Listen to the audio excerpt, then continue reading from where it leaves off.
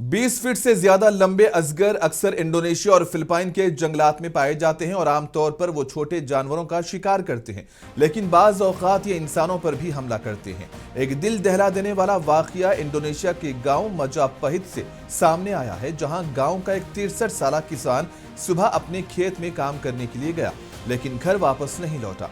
गांव वालों ने उसकी तलाश शुरू कर दी। तलाशी के दौरान गांव वालों को किसान की मोटरसाइकिल खेत के पास खड़ी हुई मिली। मोटरसाइकिल के करीब एक झोपड़ी थी। लोगों ने अंदर जाकर देखा तो एक बहुत बड़ा अजगर बैठा नजर आया, जिसका पेट बहुत ही फूला हुआ था।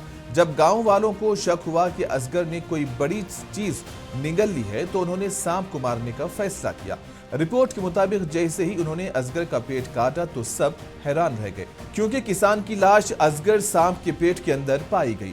अजगर ने किसान को मुकम्मल तौर पर जिंदा निगल लिया था। गांव वालों की मदद से लाश को फौरी तौर पर किसान के घर पहुंचाया गया। इस वाक़ये के बाद गांव वालों में खौफ व हिरास का माहौल देखा गया।